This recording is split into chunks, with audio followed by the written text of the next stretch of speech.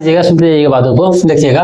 जो हमारा अगला टॉपिक है वो क्या है हमारा, सेंट्रोजोम या सेंट्रोइल। ठीक है, सेंट्रोजोम क्या होता है और सेंट्रोइल क्या होता है, इसके बारे में जानना है हम लोगों को। समझिएगा, जो सेंट्रोइल्स होता है वो सिर्फ और सिर्फ एनिमल सेल के अंदर प्रेजेंट होता है, प्लांट सेल के अंदर सेंट्रोइल्स प्रेजेंट नहीं होता है। ठीक है, पहला पॉइंट क्या है हमारा मेजर पॉइंट, जो सेंट्रोइल्स होता है वो सिर्फ और सिर्फ एनिमल सेल के अंदर प्रेजेंट होता है और प्लांट सेल के अंदर नहीं होता है।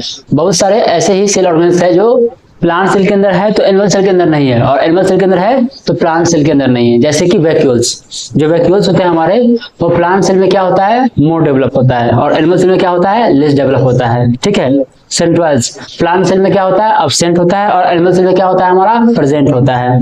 ठीक है, ये बात समझ रहे हैं। प्लास्टिड, जो प्लास्टिड होता है हमारा वो क्या है, प्लांट सेल के अंदर प्रेजेंट है पर एनिमल सेल में क्या है हमारा, अब्सेंट है। ठीक है, कुछ ऐसे सेल ऑर्गेनेल्स है जो प्लांट सेल के अंदर प्रेजेंट है और एनिमल सेल के अंदर प्रेजेंट नहीं है। क्या ठीक है, आगे समझिएगा।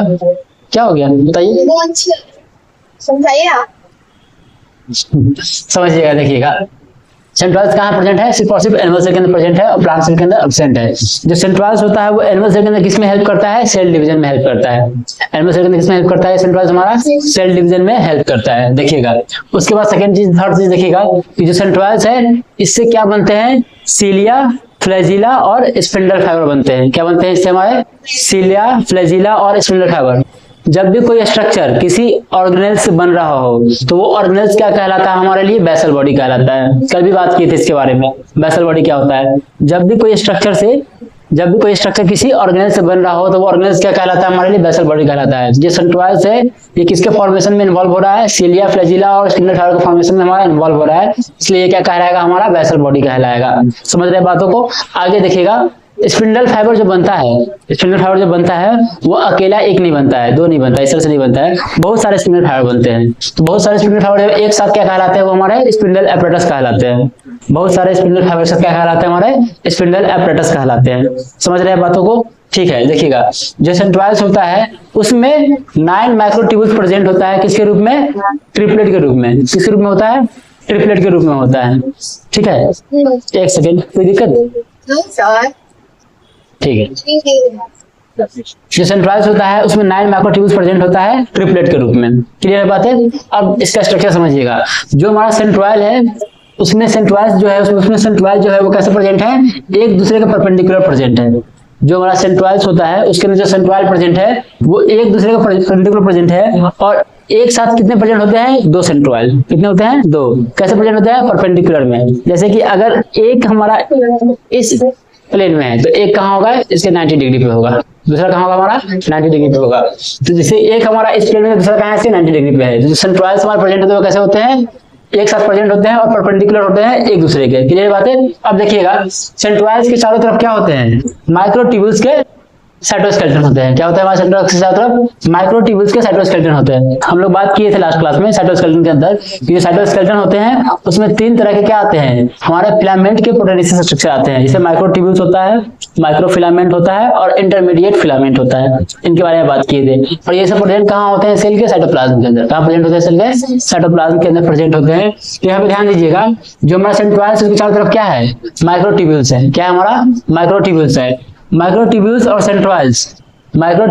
सेंट्रोइल्स एक साथ क्या कहलाते हैं, हमारे सेंट्रोजोम कहलाते हैं। तो अगर आपसे पूछता है कि सेंट्रोजोम क्या होता है तो आप बोलिएगा माइक्रोट्यूब्यूल्स और सेंट्रोइल्स क्या कहलाते हैं, हमारे सेंट्रोजोम कहलाते हैं। समझ रहे हैं बातों को। ठीक है, ये प्रेजेंट होगा हमारा एक साथ। जो हमारा सेल है, सेल के अंदर सेंट्रोजोम प्रेजेंट होता है, जिसके अंदर क्या है हमारा, सेंट्रोइल्स है, और चारों तरफ क्या है हमारा, माइक्रोट्यूब्यूल्स का फिलामेंटस प्रोटीनेसिस स्ट्रक्चर है। क्लियर है बात है, समझ रहे हैं। अब देखिएगा इसका डायग्राम, जो हमारा सेंट्रोइल होता है वो कैसा होता है। सीलिया और फ्लैजिला का जब हम बात कर रहे थे तो वहां पे क्या देखे थे हम लोग कि 9+2 का अरेंजमेंट होता है। ठीक है, 9 पेरिफेरल माइक्रोट्यूब्यूल्स अरेंज होते हैं और बीच में क्या होता है हमारा, सेंट्रल के अंदर 2 अरेंज होता है। तो वहां पे कैसा अरेंजमेंट है हमारा, 9+2 का अरेंजमेंट है। अब यहाँ पे हम लोग देखेंगे कैसा अरेंजमेंट होता है। यहाँ पे मेरा 9+0 का अरेंजमेंट होता है। कैसा होता है हमारा, 9+0 का, यानी कि चारों तरफ क्या है, 9 माइक्रोट्यूब्यूल्स प्रेजेंट है और बीच में क्या है हमारा, 0 माइक्रोट्यूब्यूल्स प्रेजेंट है। समझ रहे बातों को। देखिएगा, जो हमारा सेंट्रोइल होता है इसका स्ट्रक्चर कैसा होता है, कार्टविल जैसा। कैसा होता है, कार्टविल जैसा। ठीक है, बैलगाड़ी के पहिए जैसा, बैलगाड़ी के पहिए जैसा। जो बैलगाड़ी का पहिया होता है उसके जैसा क्या होता है, स्ट्रक्चर होता है। देखिएगा 9 पहिए हैं इसके, पहिए के कितने अथी है, कॉर्नर है, 9 कॉर्नर है, और हर कॉर्नर पे क्या होते हैं, 3 माइक्रोट्यूब्यूल्स प्रेजेंट होते हैं ट्रिपलेट के रूप में। जो हमारे माइक्रोट्यूब्यूल्स प्रेजेंट होते हैं वो ट्रिपलेट के रूप में होते हैं। फिर से सुनिएगा, 9 इसके क्या है, कॉर्नर्स होते हैं इस कार्टविल के। और ध्यान दीजिएगा कि जो हमारे यहाँ पे क्या होते हैं, माइक्रोट्यूब्यूल्स होते हैं, वो कैसे प्रेजेंट होते हैं, ट्रिपलेट के रूप में होते हैं। ABC, समझ रहे हैं, 1 2 3, 3 के रूप में प्रेजेंट है। और कितने प्रेजेंट होते हैं, 9 प्रेजेंट होते हैं। समझ रहे हैं। अब एक चीज ध्यान दीजिएगा, बीच में क्या है, बीच में प्रोटीन का एक हब है। बीच में क्या है, इसके सेंटर में प्रोटीन का हब है, जो क्या कहलाता है, हमारा प्रोटीनेशियस हब कहलाता है। क्या कहलाता है, ये हमारा प्रोटीनेशियस हब कहलाता है। क्लियर बात है।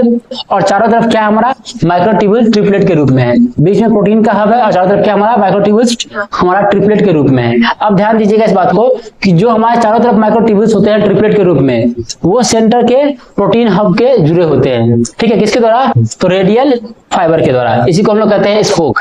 इसी को हम लोग क्या कहते हैं, स्पोक कहते हैं। आप ऐसे कह सकते हैं कि रेडियल स्पोक के द्वारा, जो क्या हमारा एक तरह का प्रोटीन ही है, उससे जुड़े होते हैं। उसके द्वारा क्या होता है, हमारा माइक्रोट्यूब्यूल्स जुड़े होते हैं प्रोटीनेशियस हब के द्वारा।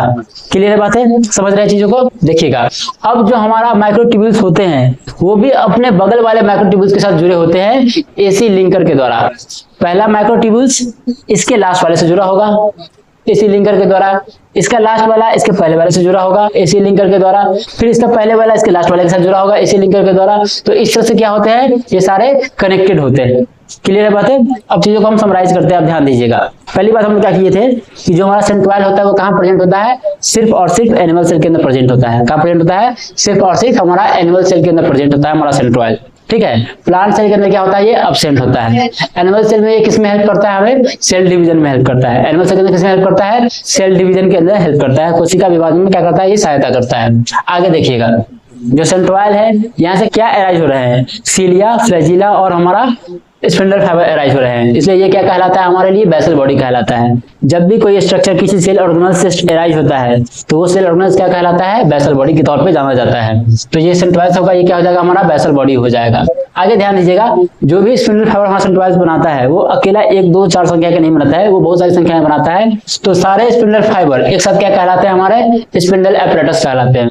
सारे स्पिंडल फाइबर सब क्या कहलाते हैं, हमारे स्पिंडल एपरेटस कहलाते हैं। ठीक है, जो हमारा सेंट्रोइड है उसके अंदर जो माइक्रोट्यूब्यूल्स प्रेजेंट है, जो हमारा सेंट्रोइड है उसके अंदर जो माइक्रोट्यूब्यूल्स हमारे प्रेजेंट होते हैं वो ट्रिपलेट के रूप में होते हैं। वो कैसे होते हैं, ट्रिपलेट के रूप में होते हैं। तो 9 पेरिफेरल ट्रिपलेट फाइबर प्रेजेंट है। क्या हमारे 9 पेरिफेरल ट्रिपलेट फाइबर प्रेजेंट है। समझ रहे हैं चीजों को। क्लियर, यहाँ पे देखिए 9 होते हैं हमारे ट्रिपलेट फाइबर।